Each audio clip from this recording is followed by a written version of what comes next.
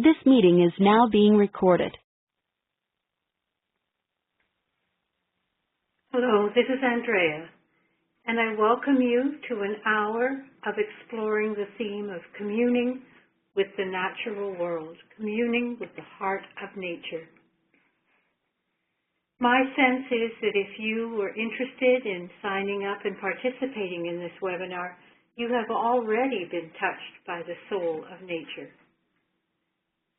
When I hosted these types of gatherings last year here at Grey Heron, and I did quite a number of them, I would often begin the circle time by asking people to introduce themselves and tell a brief, significant encounter that they'd had with nature, whether it was recent or from as early as childhood. As the people shared their stories one by one, we all felt the presence of the great mystery settling into our shared space. I was also aware that some people had never shared these experiences before. They didn't want to be seen as too weird or new agey. And we can all become very shy when we talk about sacred experiences. They're highly personal. However, within a sacred and safe space, these people felt safe to share what they had touched, and I was deeply moved by their stories. Though there is not time in this webinar to include your stories, I do intend to give you an experience of communion through this remarkable technology. I'll be using images, music, quotes from others who love and care for the earth, and questions to help you feel and remember your innate communion with nature. There are as many ways to commune as there are people in the world. I'd like to tell you briefly about how my own communion with nature gradually evolved. My parents and my grandparents were avid gardeners, and I witnessed their love of beauty when I was a child, saw their pleasure in digging in the earth and tending growing things. My earliest memories of childhood are rooted in the lush forests of Vancouver Island, where I grew up for the first 15 years of my life, playing in these woods with very little adult supervision. 25 years ago, my relationship with nature deepened into a more conscious one as I began to commune with the plants in my garden. I was intrigued with some of the principles of co-creative gardening that were initially developed in Findhorn in Scotland in the 60s and 70s. This rather spiritual approach involved intuitive listening to the spirits of the plant and the landscape. Moving beyond a typical garden's aesthetic sensibility, I began to hear which flowers wanted to be where in my garden, where they wanted to be placed, who they wanted to be next to, and what they were starting to tell me if I listened deeply. As I opened intuitively, I began to develop a different relationship with my garden, one with more depth of feeling and a sense of mutual reciprocity. My intuition awakened, and gradually over several summers, a different quality of energy began to develop within the space. People would wander up to my fence and look in, admire the plants, and ask for seeds. Now, I know that every well-tended garden radiates a certain beauty, but something quite unusual was happening in my garden. Then, when I began to make flower essences in 1995, this initially playful process deepened and drew me into a vortex. My focus increased, and I felt like I was attending a plant college. For every time I stepped out to commune with a particular flower to make an essence, I would receive teachings that felt both familiar but also full of a living wisdom. Initially, I thought my work was about producing and working with flower essences, but gradually I realized the process of deep listening was as important, if not more essential, than the actual essences. And this brings us to the purpose of this webinar. At this phase of my life, I'm aware that my purpose is to assist people to commune with nature. I love tuning the listeners to the land. And it is in this spirit that I invite you to relax, settle back, and enjoy this hour. The techniques I will be sharing with you in the webinar series are very simple. They're both mystical and practical. It is the sensate experience, the experience we feel in our hearts, minds, and particularly in our bodies, of communing with the elements in the natural world that is our aim together. This very heart-centered work is a form of radical activism. I believe that without an ongoing communion with the vast web of wisdom flowing throughout all creation, we can easily succumb to fear. Each newscast about the devastation occurring in the world can stimulate an automatic response to fix and change what we think is wrong, both within ourselves and with the outer world. However, it is this very energy, this compulsive fix-it energy, that has separated us from the soul of the world in the first place. This is not a teaching seminar. It is primarily an experience of communion. The word communion means one with. And this is a time to remember what we already are one with. It is also a time to recall what we have forgotten and lost touch with, the experience of oneness within ourselves and with the natural world. At different points, I will ask some questions and give you time to write in your journal. Please set aside one page and title it My Wisdom Page, for it is here that the most precious insights will be received. Your own wisdom, your own remembering. You can see that I have here the first question I'd like you to ponder, but before I give you a minute to write about this, I'm going to tell you a quick story.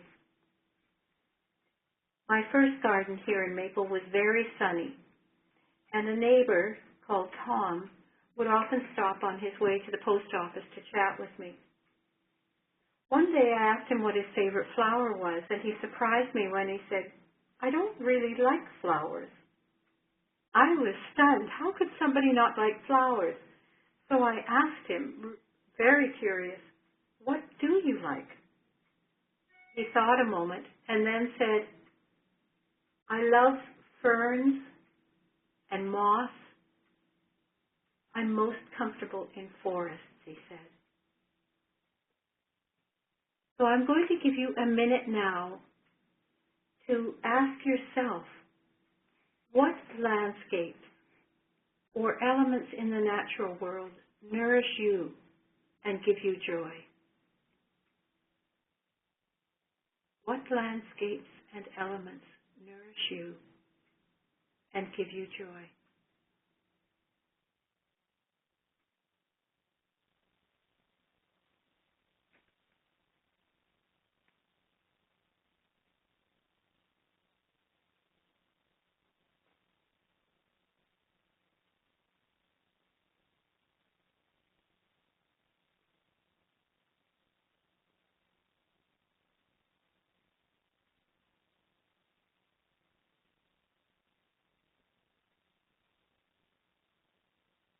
take another few seconds to complete your thoughts here.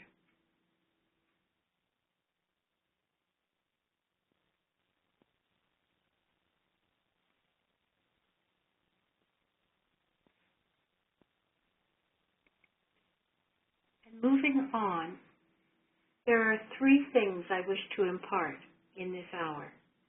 3 things that I feel are integral to this entire series and to the ongoing work that I wish you to feel re-inspired to explore on your own afterwards. I'd like us to remember that everything has a soul, whether it is an animal, a plant, a tree, even a stone. Some of the best conversations I've had in nature have been on the ancient stones up in Georgian Bay, stones that once used to stand as tall as the Himalayan mountains and have now been ground down into beautiful striped stones up there. Water has a soul.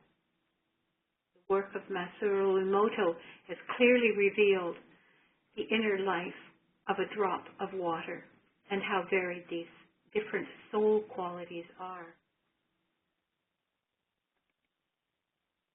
The second thing that is important to recognize is that nature is crying out, particularly in these days, to be witnessed as she goes through her time of profound change. Equally, our body souls are starved for connection, nourishment, and the kind of compassionate guidance we can experience when we are deeply in tune with the natural world. We need this quality of nourishment as everything is shifting, both in our outer environment and in our human societal relationships as well. The third thing is to remember that our presence and our deep listening does make a difference. It makes a difference in the quality of atmosphere in the environment. You can feel it when you go into a garden where someone has poured their love, their interest in plants, their desire to create beauty. You can feel it in the quality of the atmosphere in that kind of garden, compared with someone who invites a landscaper in to make a pretty decorative decoration around a house. There's an entirely different quality of energy. So our presence and our deep listening makes a difference to nature. It also makes a huge difference to us as we tend the soul of the world.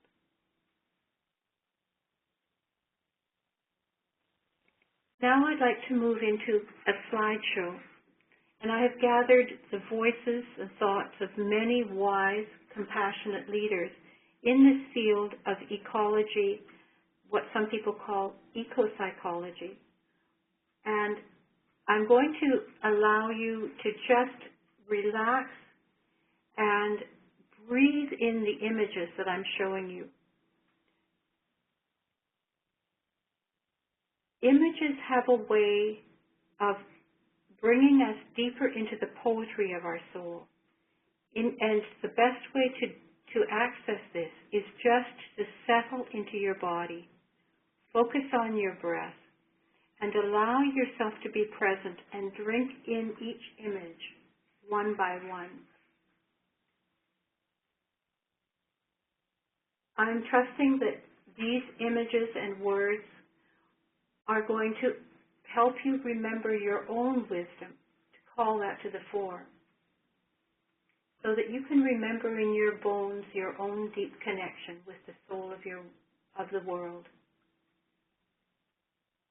It is this work, calling this forward, that allows your gift, your gold, your power and your wisdom to come forward in these critical times. I see each of us as having an integral and unique role to play in the restoration of the earth.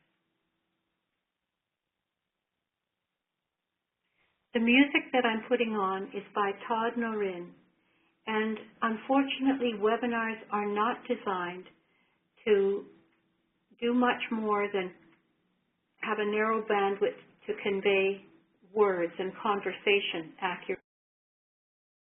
So the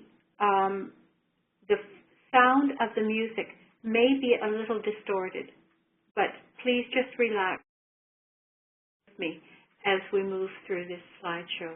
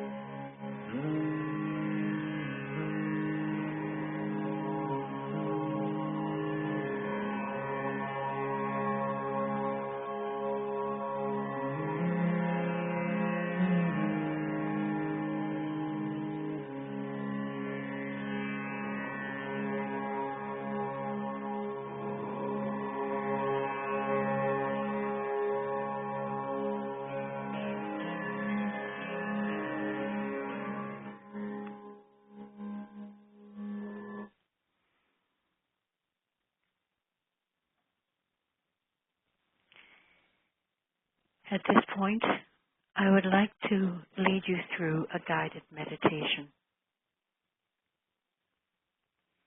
And this is to bring us to a place of stillness within ourselves, stillness and connectedness, so that we can be available to the flow of life energy that is our birthright, our bond with the soul of the world.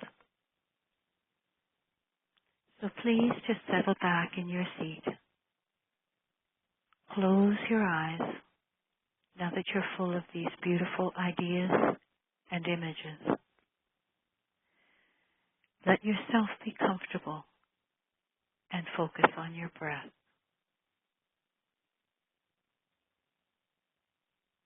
Gradually allow your energy to drop breath by breath from the top of your head, exhaling gently, dropping down through your face, exhaling gently and dropping through your neck to your collarbone. Exhaling gently and dropping to your heart, into your chest.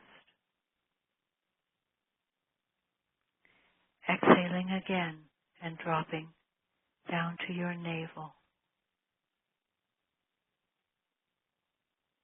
Exhaling again, and this time dropping and settling into your pelvic bowl. Rest there and allow your energy to spread and warm throughout that beautiful basin of your pelvic bowl.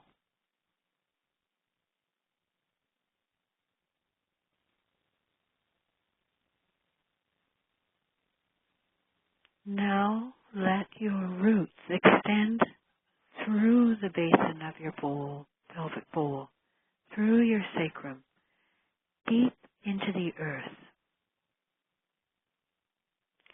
Slowly let the roots of your tree-like presence stretch down into the earth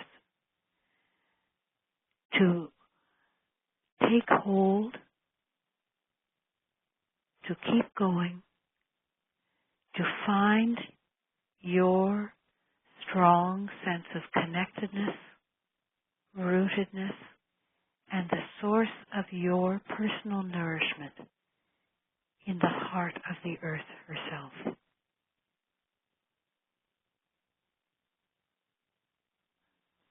How deep does your taproot need to go?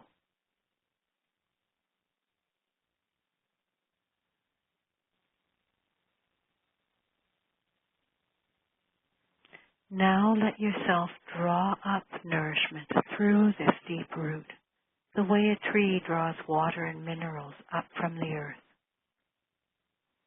Drink this like through a straw, up into your pelvic bowl. Feel the energy filling this space and continue letting it rise up into your heart.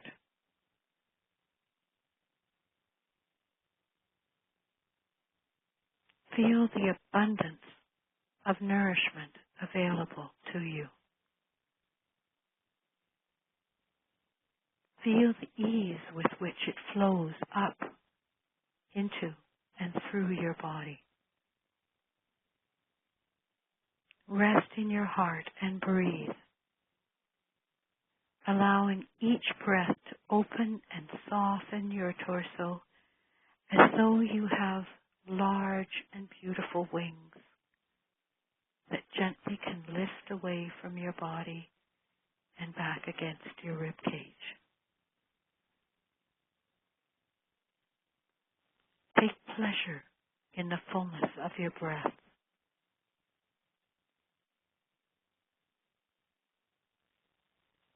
Feel the gentle tug of your own rootedness holding you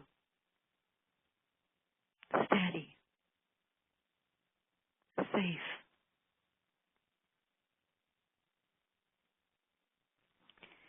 And now draw your attention to the top of your head, your crown chakra, and allow it to open and receive warmth and light.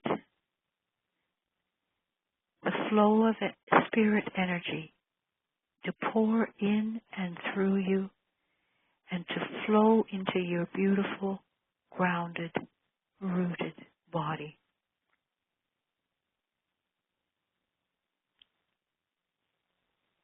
Open to this as another form of nourishment, letting the warmth of light fill your face, your neck, and flow down through your shoulders and arms, into your torso, and right down into your roots.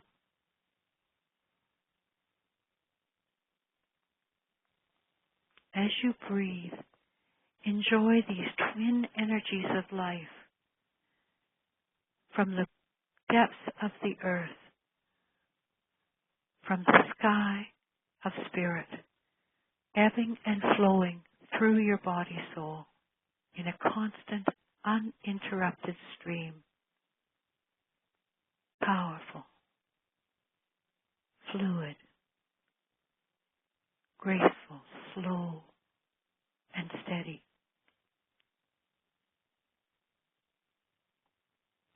As you breathe, let this energy, which is your own vital life energy, nourish you, open you, ground and sustain you.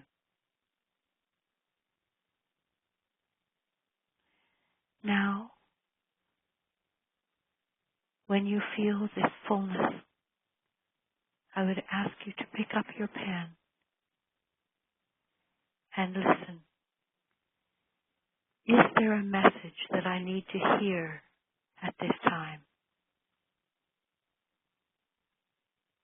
Is there a message for me?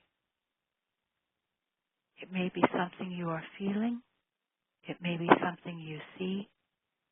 It may be something you feel in your body.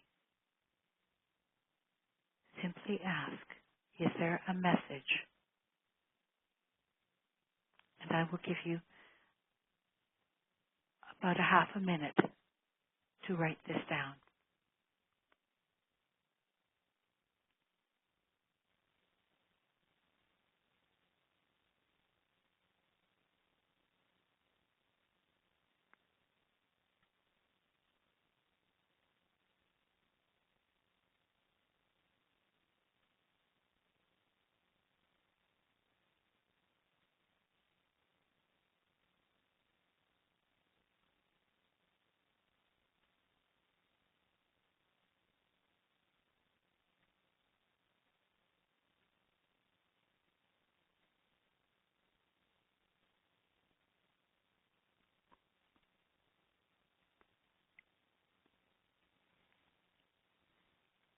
As I said at the beginning of our time, there are as many ways to commune with nature as there are individuals.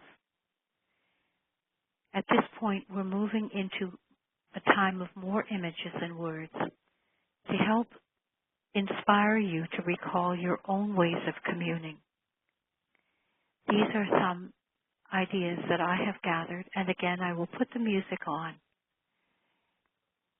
We're going to be exploring in this section how we commune, what calls us into communion, when we might commune, who and what we commune with, and who do we become as we commune with nature. Enjoy.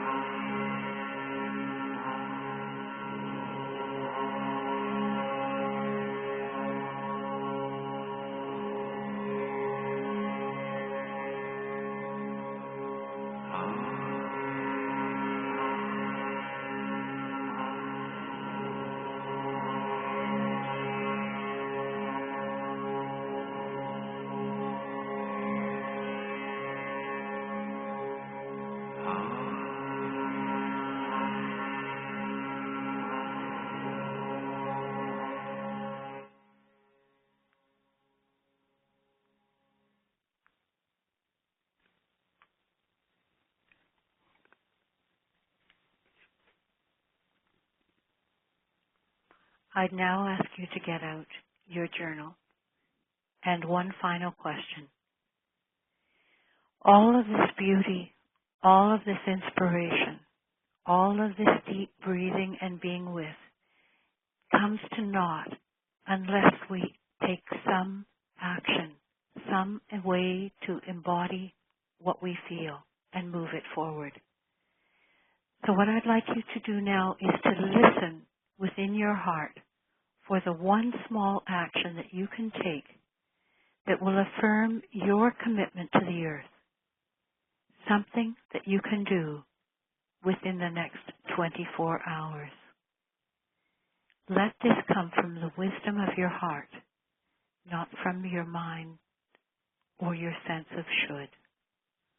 One small action that can be completed within the next 24 hours.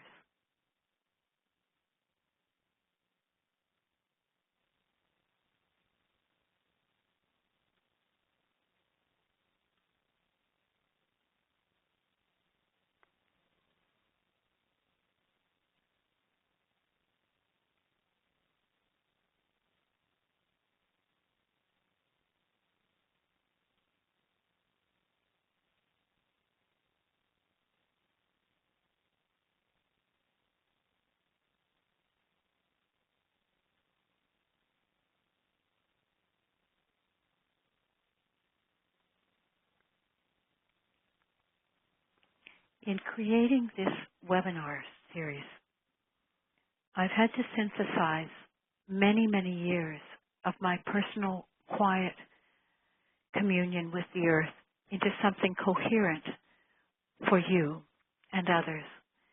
And it's brought me to a question about whether there is a quality in some people in particular that we could call highly nature sensitive. And in these next few slides, I'm going to give you an opportunity to ask yourself if you are a highly nature sensitive person. Are you one who feels a powerful and sometimes overwhelming intimacy with the natural world?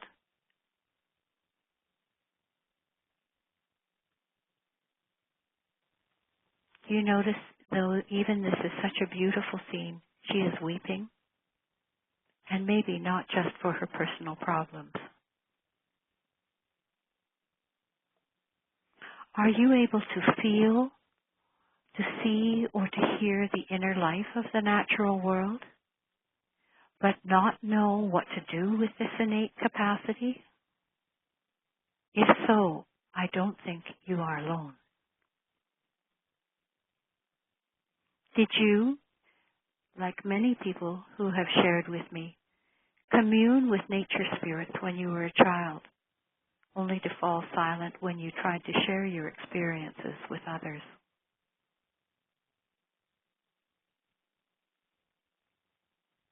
Are creatures, both wild or tame, naturally drawn to be with you when you get quiet, when you get still? Do you long to understand and cultivate your deep resonance with nature into creative strengths that could empower you and serve the earth at this critical time?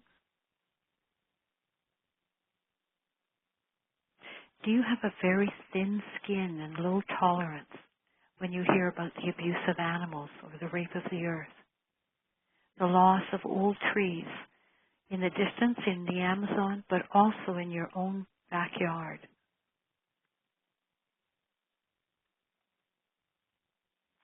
Do you sometimes feel more at home in nature than with your fellow human beings?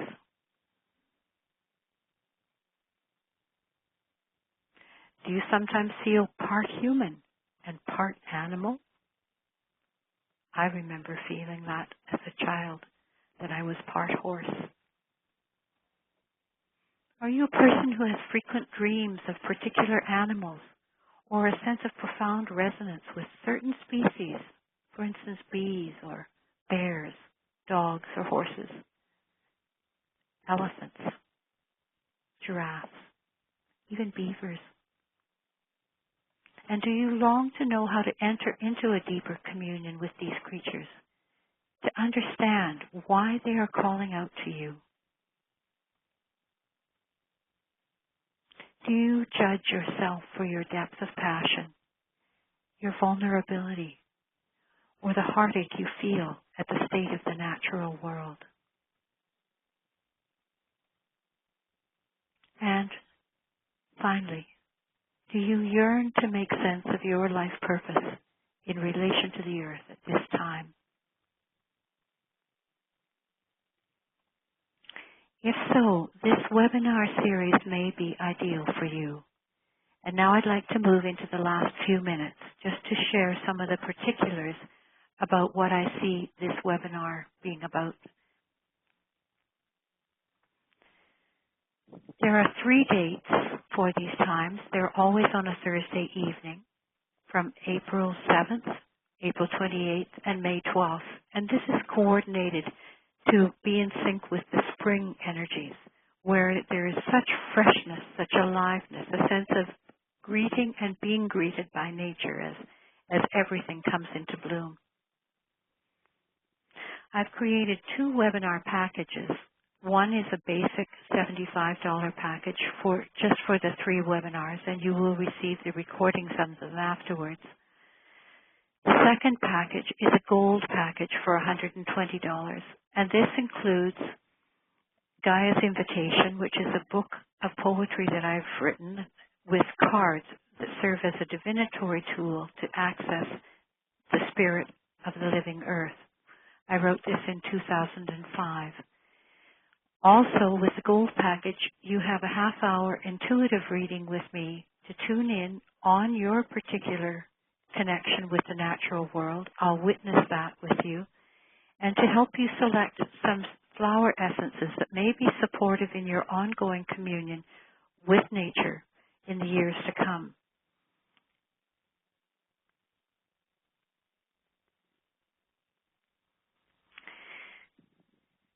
This webinar may offer you a sense of your personal responsibility at this time. It's not just a feel-good webinar.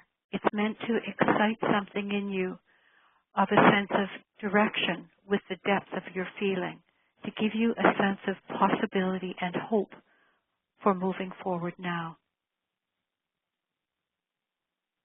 I also hope that this time will give you a more personal understanding, rather than just from what the news is saying, about what through the window of your heart, through the intuition of your soul, you will perceive what is transpiring in the earth at this time. It's not enough to just receive information about the earth from scientists and experts, but we need to understand from within the depths of our own being. I hope that the webinar would also ignite in you a greater sense of aliveness. And this is one of the beauties of doing this in the spring too. A sense of connectedness between your body, soul, and all of creation. I'm also concerned that there is a great deal of despair in the world right now, a sense of hopelessness. And I trust that this time, by developing a stronger kinship with life, you might feel a sense of a renewal or returning sense of hopefulness within yourself. I will be sharing with you some suggestions for how you may commune, and there are a wealth of rituals to be remembered, not just rituals from other cultures, but from within our own ancestry, or from within the body of the earth itself, what she would want of us to do in calling us back to be with her. So there are going to be rituals that I will suggest, and I use the word ritual lightly, just meaning an intentional presence, a thoughtful, mindful interaction wherever you are in the natural world. So this is an opportunity to recall these abandoned, forgotten rituals. I hope to give you ways to view and interact with the natural world that don't single you out as being weird and strange just because someone sees you with your back against a tree, but ways that you can quietly, profoundly cross this thinning threshold between yourself, your own body, soul, your heart, and the heart and flesh of nature too. By signing up for this webinar, you're making a commitment to yourself to make time to be with the elements in the natural world that are calling out to you. If we don't make this time, nothing happens. We don't fall in love. We don't fall in love with our gardens. We don't hear the calls that are coming right to us all the time, every time we step outside. I also trust that the webinar will give you a sense of community, even though you will not be talking directly with each other very much during this time, but to know that there are others who, like you, are seeking different ways to engage with nature can be very affirming and empowering. So as I've said, some of the elements in the webinars will be suggestions and guided meditations during the sessions. I also hope to open up a question bar where we sit with large questions, not that I would answer them, but that we hold these together. I have enjoyed inviting in previous webinar series participants to add slides and stories of their own that I can share so that it is not just all coming from me to you, but your experiences are witnessed and shared with others on the webinar. So I will be leading you into that, particularly in the second and third webinars. Between times, I'll share readings or articles and links to other voices of wisdom like I have introduced to you here, so that you find the larger community, the larger network, and I also appreciate hearing what you come up with on that score too. There are many people deeply concerned, and the weaving of these voices is part of our shared work together. And as I said earlier, doing this in the spring is just about the best time that we can possibly have for this work. We're getting close to the conclusion, and I trust you to take time and listen to your own heart wisdom about whether this webinar series is calling you.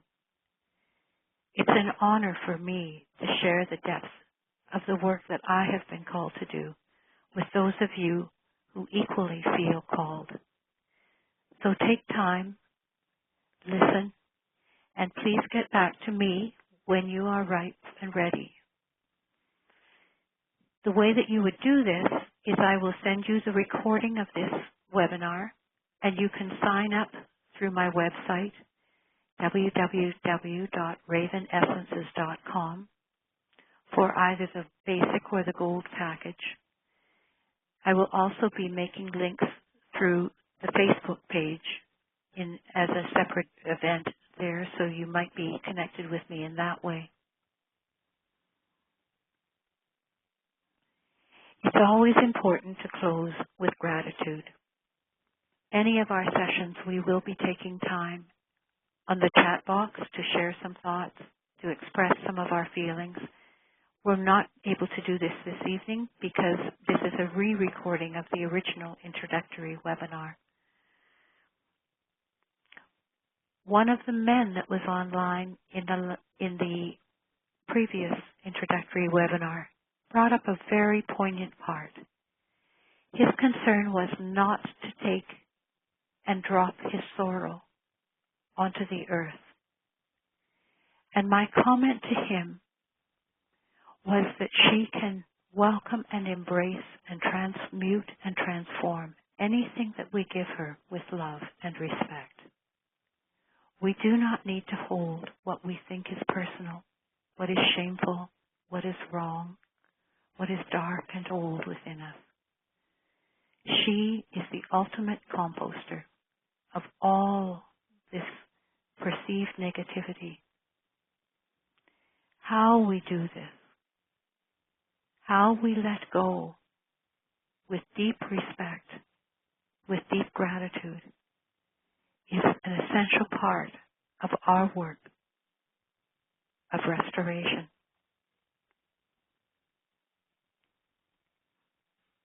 So on that note, I say good evening to all of you, and thank you for taking time to be part of this webinar. May you enjoy your spring.